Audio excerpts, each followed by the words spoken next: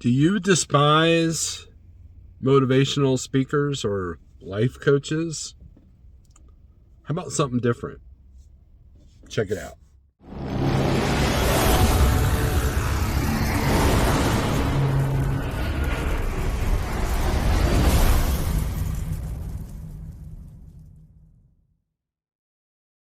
Greetings and salutations. I'm here at the Purple Place. I just got done with my workout.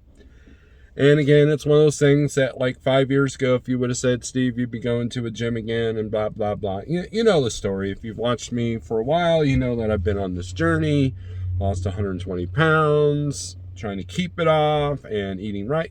You don't want to hear all that. I have a story for you. And here we go.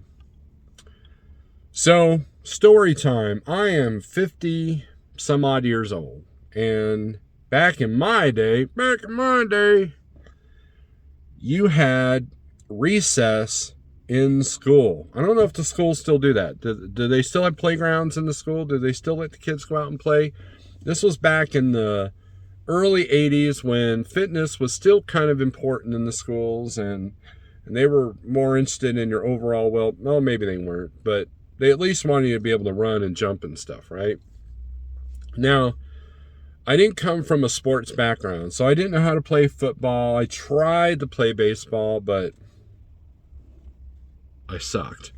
And, well, to be honest with you, I was crappy at all sports. But every day at recess, there'd be a big soccer game. That was the thing, or a big football game.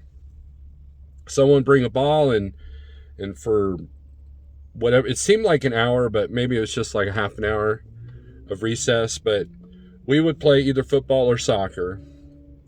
And, it'd be the fourth graders against the fifth graders, or the fifth graders against the sixth graders, that kind of thing. And it was fun. There were always the people that were picked first. Bear with me. This might be an interesting story. Bear with me here. I was never that person picked first. I was picked first when I first was new to the school to, because of my size. I mean, I wasn't like a big dude, but I wasn't like some scrawny person either. And when they figured out that I could barely play any sports, I was always like, I was always the last picked. I was always that guy like, well, I like Steve better, so I'll just get him, I guess, that kind of thing. So, those of you who insult me, don't worry about it. I was always the last picked in sports, so I'm used to rejection. It's okay. So anyways, I wasn't that great at soccer. Even though we had fun playing it, right? We had fun playing it. Now,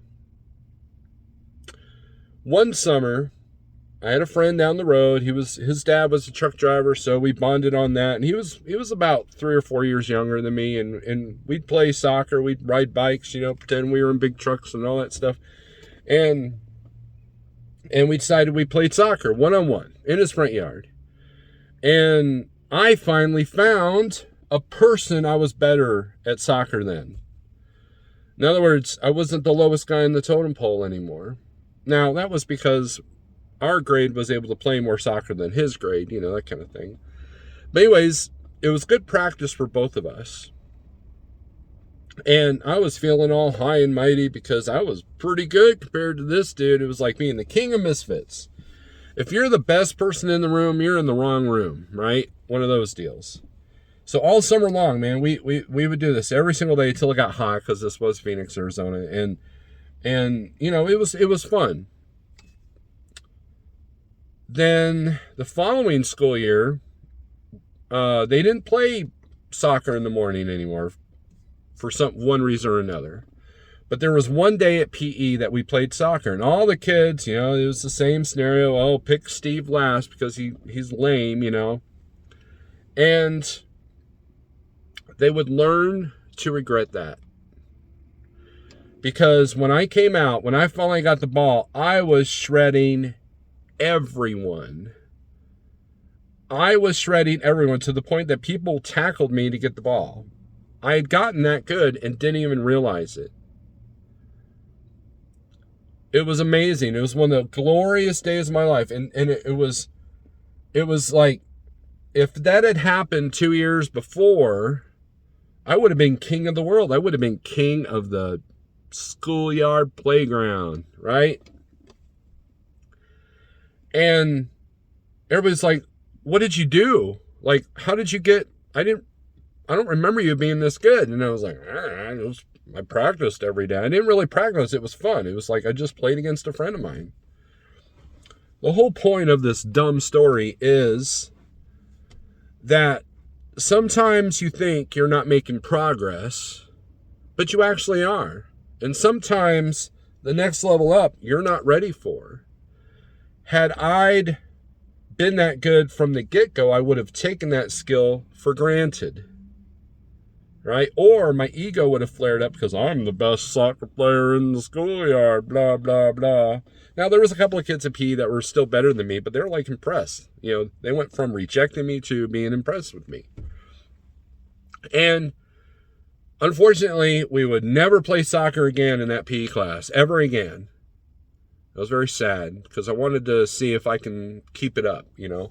But again, I'm going to repeat myself. The point of the story is, if you do something every day and you think you're not making progress, guess what? You actually are. And when you get to that next level of whatever it is that you're trying to improve on, whether it's computer skills, weightlifting, treadmill, being on time at the shippers and receivers, just, you know, not flipping everybody the bird when they cut you off in traffic, you know, it's just every single day that you practice at something that you're bad at, guess what? You're going to get better and you won't even realize it. It's about consistency. That's what that story reminds me of. So, with that being said, hit the like button if you liked this video. If you hated it, hit the thumbs down twice because that'll really teach me a lesson. With that being said, strength for today, hope for tomorrow, aggression turns to screws. Peace.